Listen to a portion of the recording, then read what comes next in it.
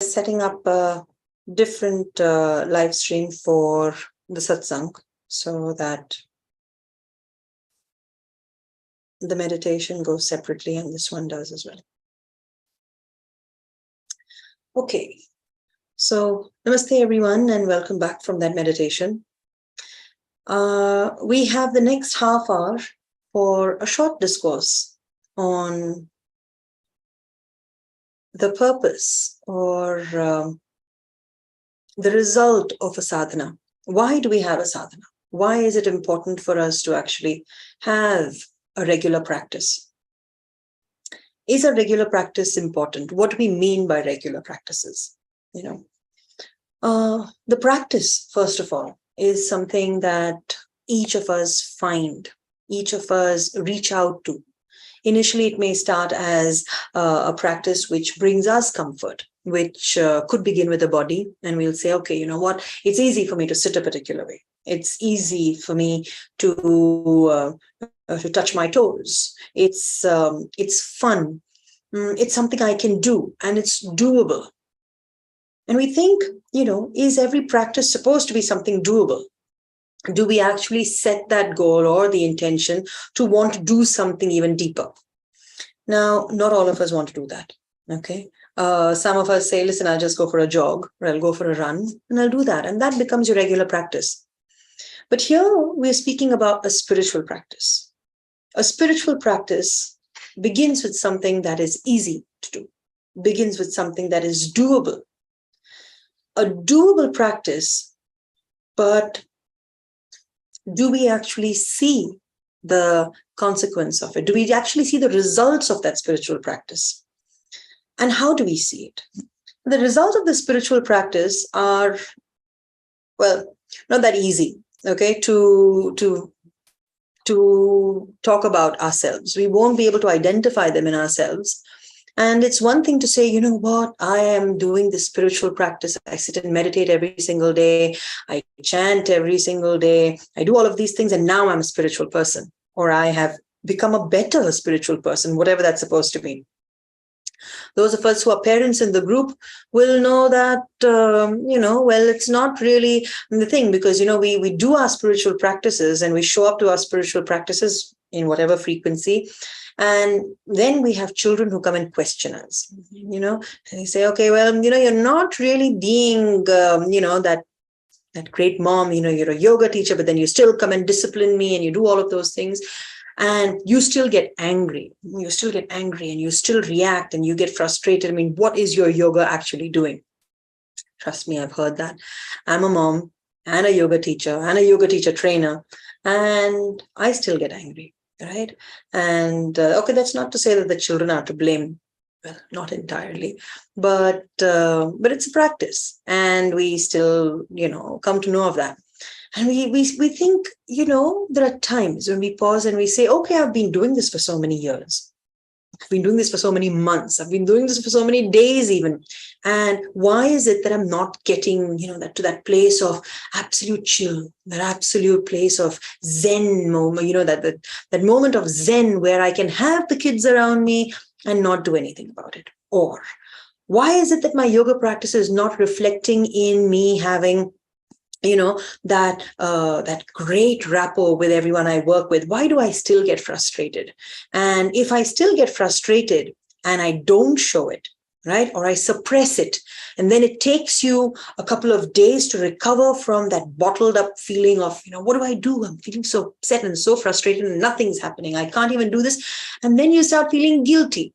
You start feeling guilty because here you are, a yoga teacher who's supposed to be in touch with their emotions and touch with their feelings, but you're not really giving yourself permission to go and have that temper tantrum, have that outburst, because now you're not feeling authentic enough. You're not feeling true to yourself. So what is it? What is it about that spiritual practice that makes us feel that, makes us feel honest with ourselves, makes us feel true to ourselves, and makes us feel like our practice is actually benefiting us? How do we recognize the benefit of our sadhana? And if you've got any thoughts on that, you can always put that in the chat, or, you can contemplate on that anyway. Now, what is that first benefit of sadhana? First of all, you may, those of you who've been in senior discourses and classes, we say, okay, eventually, be the Yoga Sutras or even the Bhagavad Gita, and we say, okay, eventually we have to talk about dispassion. We need to talk about vairagya, right? We need to talk about detachment. Detach yourselves from the outcome. Don't rely on the consequence of what you're doing. Just do for the sake of doing, right? No, and not for the sake of doing. Do as if your action is an offering to the divine, offering to Ishvara. Okay. And then you do that, but then what is that doing for the, as an act of offering to Ishvara, translate into in our minds? How do we reconcile with the fact that me doing something is not really for my benefit, but it is for the sake of Ishvara? How do I wind up this satsang and say, okay, you have done this for Ishvara, okay, and not to feel satisfied when you go to bed that you have reached out to so many students, right? Or maybe in some of your cases, your students' children, or in the background. Then how do I know that that's not what my actual intention or the feel good factor is? How not? Why do we not do that? So the thing is that we do, as humans, as very fallible humans, we do reach out to having that attachment to an initial outcome. Okay, it makes us feel better. It makes us feel happy that our choices are benefiting someone, right? And that's why, for example, when we did our meditation, we asked, how can I help and how can I serve? My actions, do they serve someone? Do they make someone feel better? Do they uplift someone? Right? So when you have actions that you choose to do, right, your karma that is chosen to be of service to someone else and not necessarily just for yourself, okay, then the chances are that that intention is going to make you feel pleased, or may just make you feel that, okay, I've done something to benefit someone. But here's the thing. There is a possibility that your intention, your good intention, may not be received by someone else in that spirit, that they may not understand why you're doing it, or they might actually tell you, mind your own business. Why are you bothered about me? Just bother about yourself. Why don't you just meditate in silence? And that's going to give me all the joy of not having to see you for half an hour or not have to interact with you for half an hour, right? Now, the purpose of that sadhana then comes in to say, when they say that, when your action or when your offering or your act of service or whatever is refused or not accepted or not understood, or you go through a bad time, right? Something frustrates you and you get angry. Something frustrates you and you get upset, you cry, you have a temper outburst, you have any of these things, or you just bottle it down, or, boil it down to, I'm having a bad day, right? And how bad is it? And what is the purpose of that bad day? Actually, the purpose of that bad day is to show you where on your spiritual path you are right now. That outburst is how you can plot yourself on that graph of spiritual evolution. Now, note that your spiritual evolution does not actually always have to be an upward curve or an upward graph, right? It can be up one day, it can really dip down, it can keep dipping down until you slowly go up again. Now, that is because we're not aware of what we are reacting to. A sadhana, or your daily practice, is there for you to actually watch your reaction time to what's happening around you. How are you reacting? Okay. Now, that's the first part. The first, actually, you know what, the part before the first part that I just mentioned, it's not so much about how am I reacting. Am I reacting? Am I reacting to the situation? Am I reacting to good news? Am I reacting to bad news? Is it a reaction or is it a response? Is it a reaction or is it a response? If it's a response, then you would have paused. You would have paused after the stimulus to do something and before you actually do something.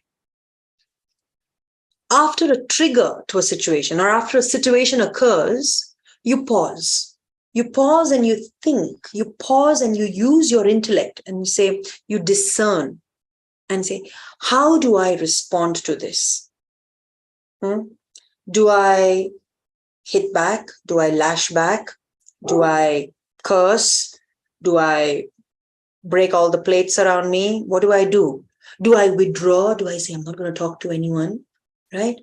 Or do I say something? Do I say, all right, look, I can't handle this right now. All right, but we need to handle this. Let me just go and have a drink of water and I'll come back. And then we can talk about it. And then you come back and you realize that you still don't want to talk about it. And you say, hang on a minute, let me just go have another glass of water. And then you go have another glass of water and you keep having glasses of water and you realize that you are not ready to handle this today. And you need some time to process it. And that's okay. Recognizing that you need time to respond is a sign of spiritual evolution. Okay. Now it's important for us to recognize that not all responses, okay, or not every response has to be done in the now. Because if you put yourself in that position to say, oh, but I have to respond and I have to respond now, right? Then what are you doing? You're not responding anymore, you're reacting. You're putting yourself in a position which says, now I need to respond now. And that urgency, misplaced urgency or misplaced spiritual pursuit is probably going to put you in a place of reaction, reactivity, not discerned choice making. Okay. You end up behaving like a lizard. You end up behaving like a cockroach, right? Who's crawling away and then you put a stop in front and it just runs away behind. It reacts. It doesn't think and say, is this human foot messing around with me? Right? Or is this someone, okay, man, woman, kid, person, are they just bored and playing around with me just to see me run around? That's reaction. And we don't want to start behaving like lizards, right? Because if we are humans on the spiritual path, then what we're actually looking at initially is to develop a place of responsibility, the ability to respond, as opposed to reactivity. Okay? Reactivity is when we react to every situation. And now I just want you to pause for a moment and say, when I say that, right? When I just mentioned reactivity, your reaction to any situation, what's the first thing that came to mind? You know, what kind of situations are we talking about reacting to? Right? For anyone, what do you think about? And most of the times, yeah, if you want to put something in the chat, or if you want to unmute yourselves, anything. So most of the times, our reaction, when we say, okay, don't react, is to something that is negative. Okay? So don't react to someone coming late. Don't react to a child who's come home past their curfew. Don't react to not getting that promotion. Don't react, right? But it's not only the negative things. Are we reacting also to the good things? Don't react to a win. Don't react to, someone getting, I don't know, a prize or anything. Don't react to the good news as well. Because both the good news and the bad news, both the good things that happen to us and the bad things that happen to us will eventually die away, will eventually go, right? Nothing is a constant and nothing remains the same. So if you had a bad day 3 days ago, 3 days later, that is today, you don't have that bad day. You have a much better day maybe, or maybe it's worse, right? So you can't react to something that is bad because it may shift to something better. But at the same time, you can't react with joy and say, oh, you know what, I've got the best day possible because, I don't know, I won the lottery. Yeah, you won the lottery day before yesterday. But today you've already spent half that money. So what are you going to do? Are you still as excited today as you were day before yesterday? You still won the lottery, right? So there's no point in reacting to the good things or the bad things, but responding to the situation, responding to the good thing and responding to the bad thing and saying, oh, I am happy that this has happened, or I am upset that this has happened. I am disappointed, or I am sad, and I am thrilled at the moment. I am proud of so-and-so's achievement, and I acknowledge my own achievement, all of these things. And I'm okay with it once the glamour around the good thing wears away. And I'll be okay with it once the pain that I feel about this negative situation also goes away. Now, to get to that point is easier said than done. Okay? It's easier for me to say that respond versus react, because all of us are in that place of constantly learning. We're just developing ourselves more. We are constantly improving our ability to respond. For most of us, actually, I think we're right. Many of us might not even be improving our ability to respond. We might just be working on our ability to, or our capability to not react. Okay. And both of them are positives. So what are we looking at then? If we're talking about how do I know if my spiritual practice is benefiting me? And this is regardless of what your practice is. Okay. So if you notice, we didn't talk about what the practice is. We didn't talk about what exactly is your practice or my practice or anyone else's practice. Whatever it is that is your practice. To know that it's benefiting you, you need to recognize the frequency of you reacting to a situation. Okay. How frequently are you reacting to a situation? How frequently do you get pissed off? Simple. How frequently? And once you do get upset about something, how long does it take, or how intense is it? How badly do you react to the situation? Right? How badly and how intense is your reaction? You may be in denial and say, oh, but I wasn't reacting. I just responded very badly. No, you didn't respond badly. I mean, let's not play with words here. Okay. You reacted. I reacted. We all reacted. So how intensely did we react? And once we reacted, however intensely we did, okay, how long did it take us to come back to a place of calm heart rate, breathing calmly? How long did it take us to recover from that? So now it's not an exercise just to think about right now. If you want to see the progress of your spiritual practice and the benefit of it, then you will have to plot this. You'll have to graph this. You'll have to document this very regularly. You really have to do that. You can't imagine it. And you can't say, oh, I'll think about it. I'll just think about it in my mind. I'll keep it in my mind. No. If you are going to keep track of your finances, if you're going to keep track of your budget, if you're going to keep track of your studies, if you're going to keep track of your grocery list, then you should be able to keep track of whatever is your spiritual focus and your spiritual progress, which means that maybe at the end of the day, you're going to keep track of everything that upset you during this day.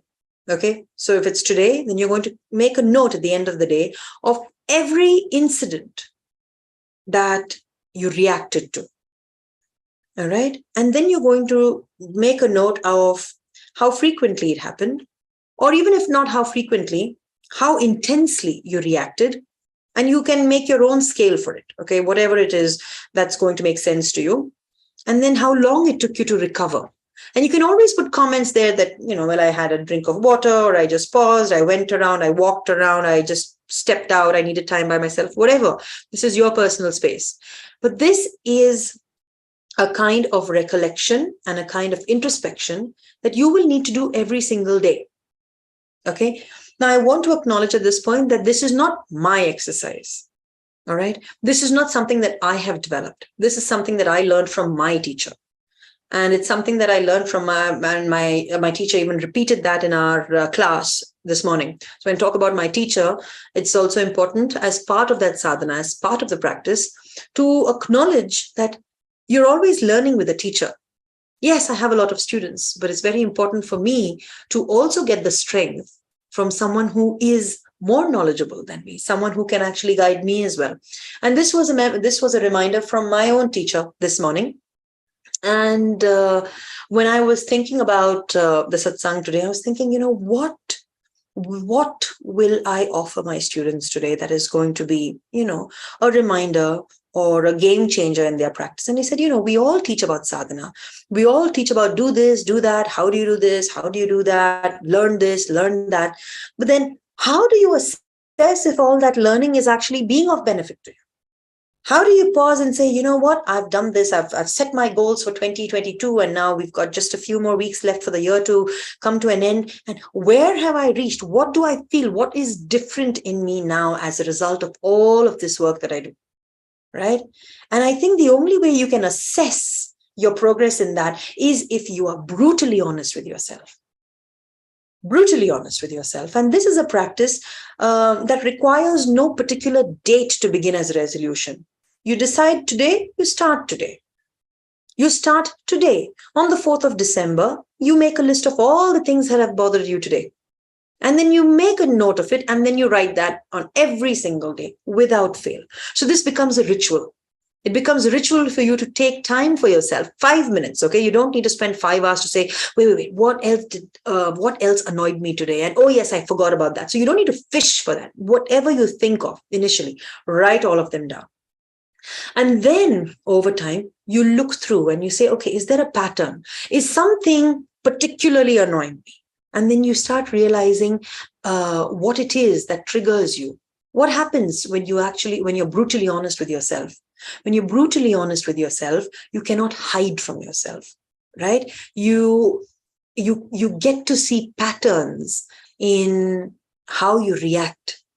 And eventually, when you see the intensity and the frequency of these occurrences, you'll find that the intensity will slowly start dropping. The frequency between outbursts will slowly start increasing. You can't have in short frequencies. You can't have an outburst every 5 minutes. Well, initially, maybe you are having them, but then you might notice from 5 to it moves on to 10 minutes, to 15 minutes, finally to a couple of days, right? That kind of reflection, that kind of introspection, that kind of raw vulnerability and honesty with yourself is the only way you can benchmark your spiritual progress. Now, for those of you who are my students watching this, and for some of you who have also got family members around you, I'm giving you this open instruction.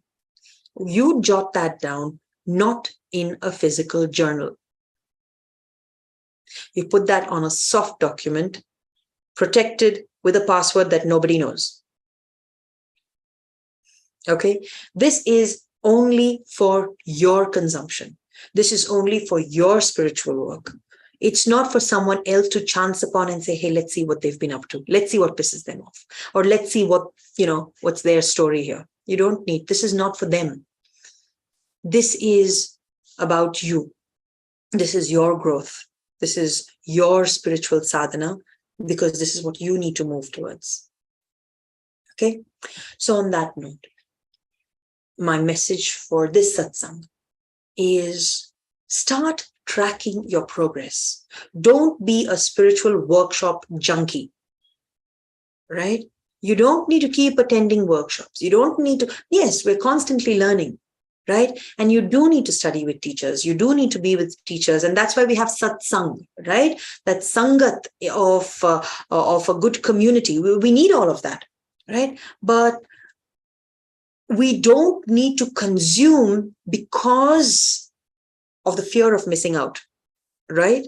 Instead, you can have the joy of missing out and actually pause and say, okay, let me just plot my journey. Let me just see where this is taking me, right? And this is how you take charge of it.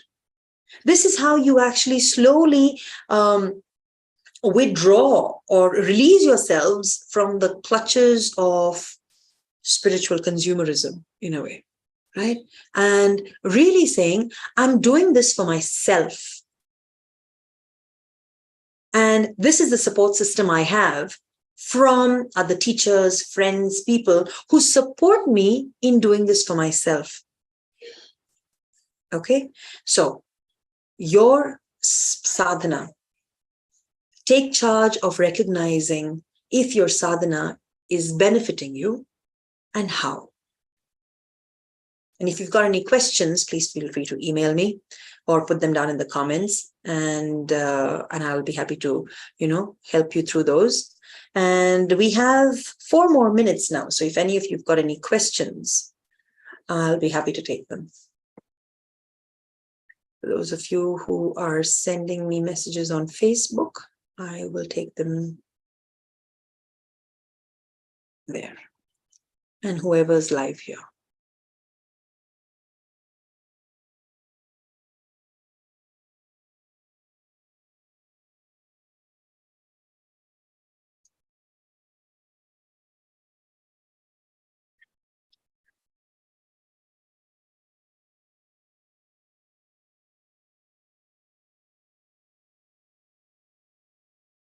Okay, I've got one question. It says, what does my sadhana look like? Okay, now here's the thing with sadhana questions, okay? So sadhana is a very private practice. If you go and take a group class, a group yoga class or a group practice, that is not sadhana. Sadhana is just that practice, which is just you, yourself, and Ishvara. That's it. Okay. So without going into the details of what my sadhana usually looks like, for the most part, my sadhana shows up as how I live life. Okay. Which can be very challenging as a single parent. Life itself as a householder, life as a grihastha is very, very challenging. You are constantly with children, with children's needs, working. So then you've got the daily transactions of a business, transactions between neighbors, traffic, all of these things. All of these things give us ample and more, right? Loads of opportunities where our triggers get, they just flare up. That becomes sadhana. This is above and beyond asana. So if you think that asana is the only sadhana, your asana should be able to get you to respond. The purpose of asana, if you look at it from a nervous system point of view, is where you slowly move away from a sympathetic reaction to more of a parasympathetic response. Okay. And that's what sadhana looks like. Sadhana also looks like me being able to restrain myself from not overdoing things. Okay. Me being able to restrain myself and conserving my energy. That's also sadhana for me. So these are all things that that I find challenging. It's important for me to recognize that I don't have to do everything, that I'm not in control. Oh, that's a big one, all right? That I don't have to control everything because, and like someone told me the other day, there's a lot of energy that goes into trying to be in control over everything. And when you realize that, when you try to control the outcome may be pleasant, the outcome may be unpleasant too. And then you react to that instead of responding to it. But the better part would be, let's just not always want to be in control. Allow ourselves the flexibility of asana to be flexible in how we approach life itself. That is sadhana in itself. Okay.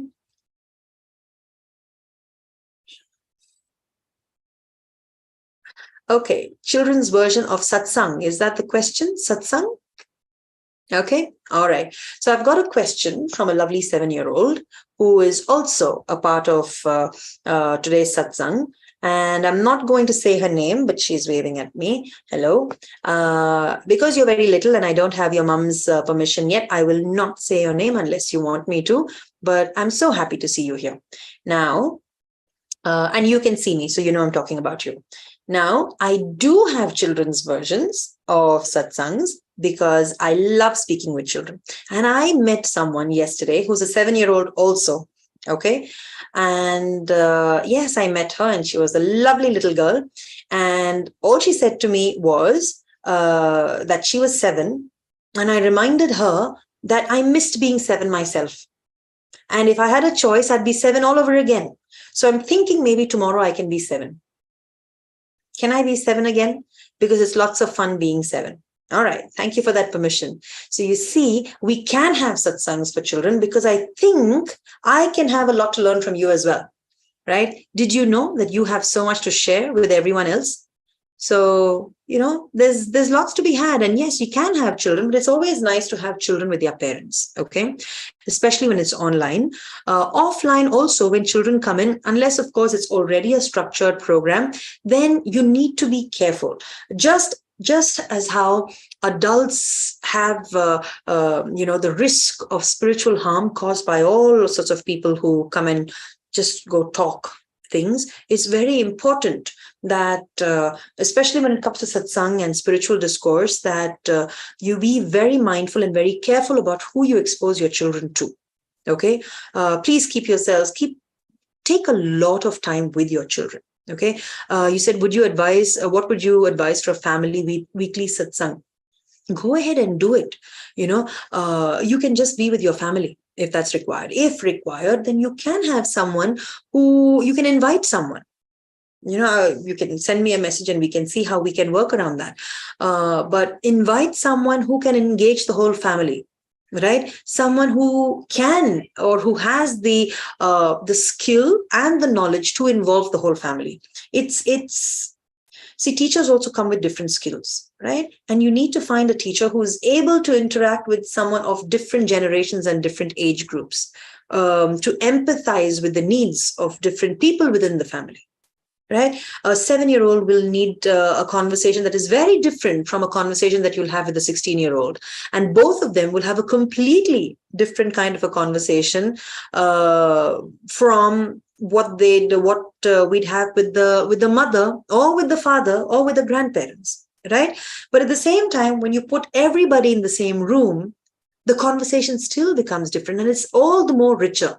The same concept can be taught very differently or be delivered in a way that every member of the family can take together and put into practice.